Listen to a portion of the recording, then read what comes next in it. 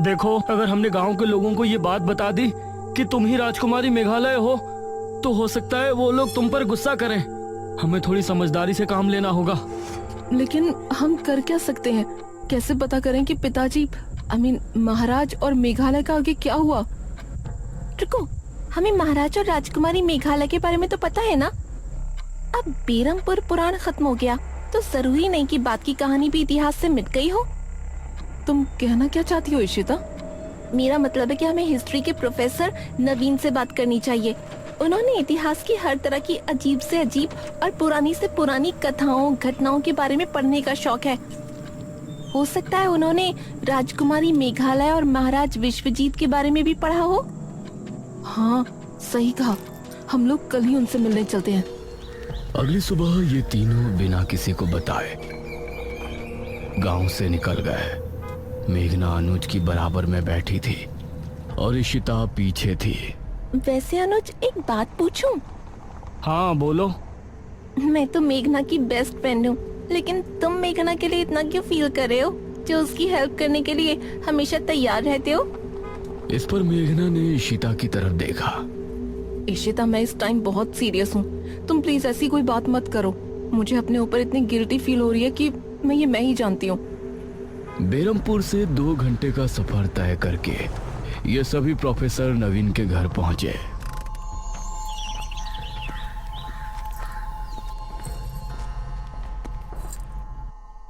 Hello professor नवीन। Hello Ishita, कैसे हो? ठीक हूँ प्रोफेसर। ये मेरी फ्रेंड है मेघना और ये अनुज।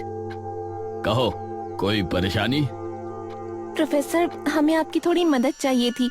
सन 1600 में मध्य प्रदेश में राजा विश्वजीत का शासन था, जिनकी एक राजकुमारी भी थी, मेघालय। क्या आपने उनके बारे में कुछ पढ़ा है? विश्वजीत और राजकुमारी मेघालय? प्रोफेसर कुछ देर तक सोचे और फिर बोले, नहीं, इनके बारे में तो मैंने कभी नहीं पढ़ा। ओह नो, अब क्या करें? वैसे तुमको इनके बारे में क्या जानना है? कौन थे ये दोनों? प्रोफेसर, बेरमपुर गांव में महाराज विश्वजीत और उनकी राजकुमारी मेघालय का शासन था। उन्होंने अपने राज्य के लोगों की जान बचाने के लिए अपने राज्य को ही छोड़ दिया था, और उसके बाद उन दोनों का क्या हुआ ये किसी को पता नहीं चला। हाँ, और हमें यही जानना है कि अपने राज्य से निकलने के बाद उन दोनों का क्या हुआ। ओह, राजा विश्वजीत, याद आया। मैंने इनके बारे में रहस्यमयी घटनाओं की किताब पढ़ा है। रहस्यमयी घटना? हाँ, रुको, मैं उसे लेकर आता हूँ। प्रोफेसर ने एक किताब निकाली और कुछ पन्ने पलटने के बाद उन्होंने इशिता के सामने किताब रख दी।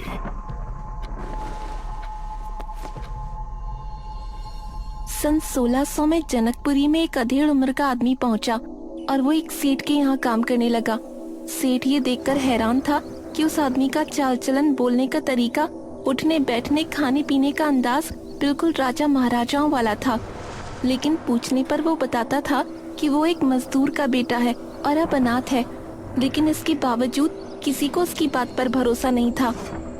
रात को सोते समय वो बार बार राजकुमारी मेघालय का नाम पुकारा करता था। धीरे धीरे उसकी तबीयत बहुत खराब होने लगी और उसके माथे पर हमेशा चिंता की लकीरें नजर आती थीं। कुछ ही महीनों में उसकी हालत बहुत बुरी हो गई और वो मरने के कगार पर आ गया। उसकी आखिरी ख्वाहिश भी बड़ी अजीब थी। उसने कहा कि उसे मरने के बाद उसका अंतिम संस्कार न किया जाए, बल्कि उसकी लाश को बेरमपुर गांव पहुंचा दिया जाए। लेकिन उस समय जनकपुर और बेरमपुर के बीच कहासुनी चल रही थी, इसलिए उस सेठ ने उसकी लाश को ताबूत में बंद किया और उसे जनकपुरी के जंगल की गुफा में रखवा दिया। यह सुनकर मेघना की आंखों में हल्के से अश्क नजर आए। मतलब उन्होंने मरते मरते भी अपनी प्रजा की सोची? मतलब? आपका बहुत बहुत शुक्रिया प्रोफेसर, आपकी वजह से हमारी बहुत हेल्प हुई है। You are welcome. ये तीनों प्रोफेसर से विदा लेकर वहां से निकले। अब हमें जनकपुरी जाना है और उस गुफा के अंदर उस ताबूत को खोज निकालना है। लेकिन इतने सालों बाद उनकी लाश हमें मिलेगी भी कि नहीं? वो तो वहां जाकर ही पता चलेगा। ये तीनों अब वापस से बेरमपुर पहुंचे। अनुज, इशिता, मेघना। हाँ पिताजी। तुम तीनों कहाँ से आ रहे हो? वो पिताजी, ये सब देखने जानने के बाद हम तीनों को काफी डर लग रहा था, तो हमने सोचा थोड़ा घूम कर आते हैं। ठीक है, लेकिन अभी भी निशिर मोलो से हम आजाद नहीं हैं। रात में कोई कहीं नहीं जाएगा, ठीक है? जी पिताजी। ये तीनों घर के अंदर पहुंचे और अनुज इनके साथ कमरे में गया। हम लोग शाम को 5 बजे यहाँ से निकलेंगे, ठीक है? लेकिन किसी ने देख लिया तो? कोई नहीं देखेगा। हम वहाँ जाएंगे, महाराज विश्वजीत की लाश ढूंढेंगे और उसे लाकर खंडहर में रख देंगे। बाकी का प्लान बाद में करेंगे। ये क्या बातें कर रहे हो तुम तीनों? मुखिया की आवाज सुनकर ये तीनों चौंक पड़े। उस समय मुखिया के साथ तांत्रिक महाराज और ठकुराइन ने भी इनकी बातें सुन ली थी। अब पिताजी, वो क्या अनुज बेटा, जो भी बात है ठीक से बताओ। महाराज विश्वजीत के बारे में तुम क्या बोल रहे थे? निशिर मोलो इसीलिए गांव में घूम रहे हैं क्योंकि उनको महाराज विश्वजीत की लाश चाहिए। उनकी लाश जनकपुरी के जंगल की गुफा में रखी है। लेकिन तुमको ये सब कैसे पता? और जैसा कि राजकुमारी मेघालय ने तय किया था कि निशिर मोलो जब ही जाएंगे जब राजकुमारी के कदम बेरमपुर की जमीन पर पड़ेंगे, तो ऐसा कैसे हुआ? इस पर मेघना ने एक कदम आगे बढ़ाया। क्योंकि राजकुमारी यहाँ आ चुकी है। कौन? मैं, मेघना। पिछले जन्म में राजकुमारी मेघालय मैं ही थी। यह सुनकर सभी की हैरानी का कोई ठिकाना नहीं रहा। मुखिया का मुंह खुला का खुला रह गया। ये तुम क्या कह रही हो?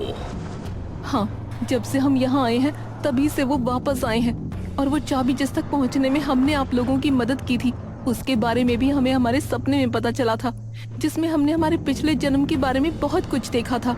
जो भी हमने सपने में देखा वो सभी राजमहल में मौजूद है। मेघना की बातें सुनकर इन सभी को अब यकीन हो गया था कि वही राजकुमारी मेघालय है। तो मेघना बेटा, जनकपुरी में हम भी तुम्हारे साथ चलते हैं। उस ताबूत को ढूंढने में हम सभी को मेहनत करनी होगी। यह सुनकर अब इन तीनों की हिम्मत बंध गई थी। अब मुखिया ने भी अपनी गाड़ी निकाली और ये सभी जनकपुर के जंगल की तरफ चल दिए।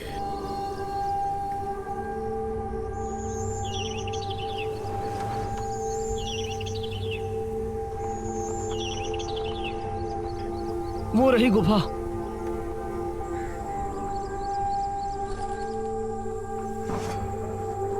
उन्होंने टॉर्च निकाली और फिर गुफा के अंदर रवाना हो गए।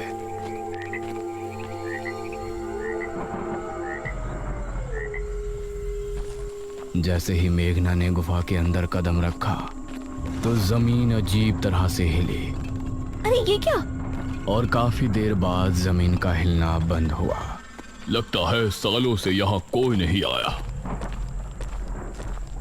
ये कैसी आवाज है? गुफा में अजीब सी आवाज गूंजी, जैसे कई सारे कीड़े एक साथ रेंग रहे हैं। तभी इनको सामने से काले मकड़ों की फौज आती हुई नजर आई। अरे बचो! ये सभी इधर उधर भागे और छोटे छोटे टीलों पर चढ़ गए। वो सभी मकोड़े तेज शोर के साथ गुफा के बाहर निकल गए। हमें बहुत संभल के चलना होगा। ये फिर से एक साथ सामने की तरफ रवाना हुए। गुफा के अंदर कई जानवरों की लाशें और कंकाल नजर आ रहे थे, जो एक बहुत ही डरावना माहौल बनाने में कामयाब हो रहे थे। कुछ देर बाद इन सभी को सामने घना अंधेरा नजर आया। वहाँ तो बहुत अंधेरा है। लगता है गुफा खत्म होने वाली है। ये सभी धीमी रफ्तार से आगे बढ़ते रहे। उसी समय गुफा में एक कोने में एक ताबूत रखा हुआ था। अचानक से उससे धम धम की आवाज आने लगी। ऐसा लग रहा था जैसे कोई उसे अंदर से पीट रहा हो। इधर ये सभी अब काफी आगे आ चुके थे। ये गुफा तो खत्म होने का नाम ही नहीं ले रही और अंधेरा बढ़ता जा रहा है। मुझे तो अब डर लगने लगा है। तकरीबन 10 मिनट तक और चलने के बाद इनको सामने एक ताबूत नजर आया। ग्रेट, ये रहा ताबूत। इसे खोलकर देखें। नहीं, इसे यहाँ खोलना ठीक नहीं होगा। इसे पहले गांव ले चलते हैं, उसके बाद ही खोलेंगे। इन्होंने ताबूत को बाहर निकाला। उसके बाद ये सभी ताबूत समेत गांव में लौट आए। उस समय चौक पर ठकुराइन के साथ सभी गांव के लोग जमा थे। अरे तांत्रिक महाराज, ये ताबूत कैसा है? बस ये समझ लीजिए कि आज हमारी परेशानी दूर हो सकती है। इस ताबूत को उतारो। गांव के लोगों ने ताबूत को उतारा और नीचे रखा।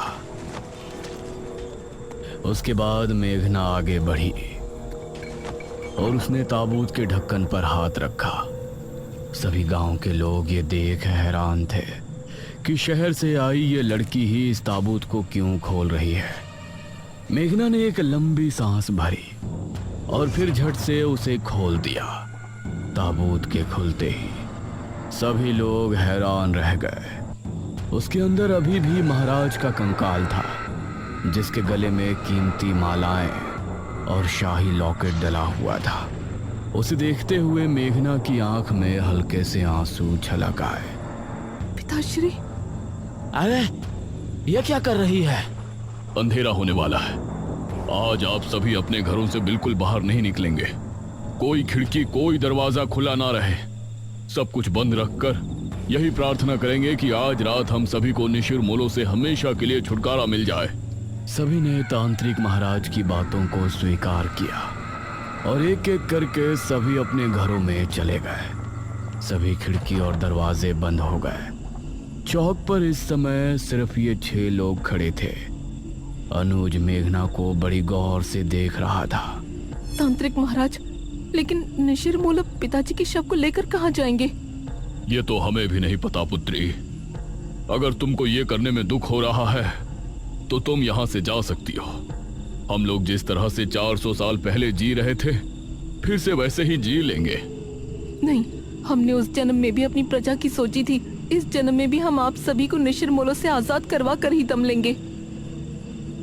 उस समय सभी को मेघना में राजकुमारी मेघालय की झलक नजर आ रही थी। धीरे धीरे रात के 9 बज गए और गांव में निशिर मोलो की आवाज गूंजने लगी।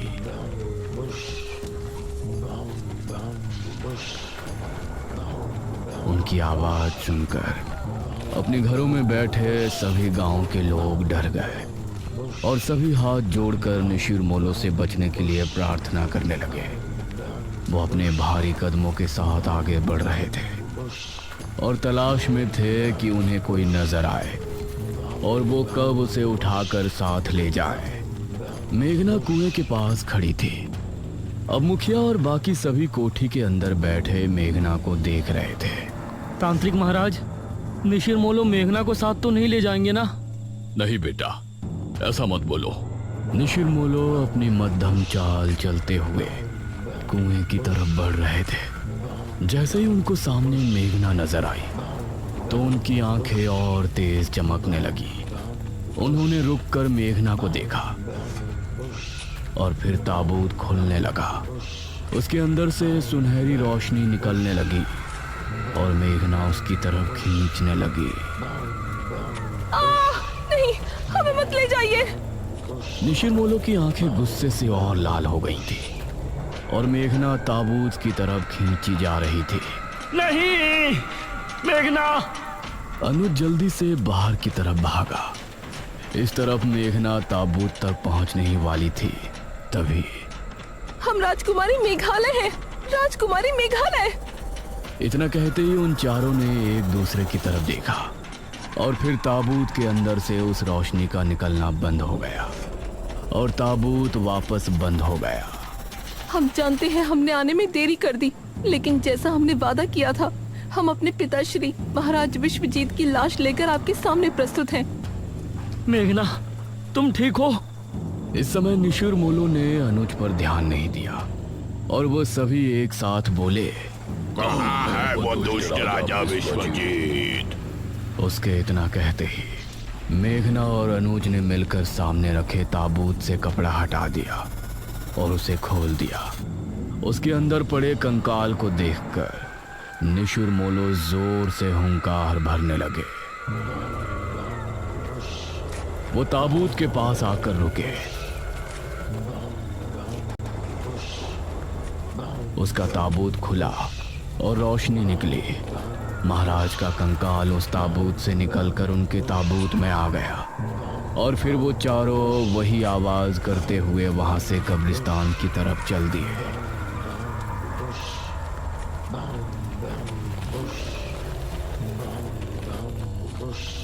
उनके जाते ही बाकी सभी लोग भी कोठी से बाहर आ गए।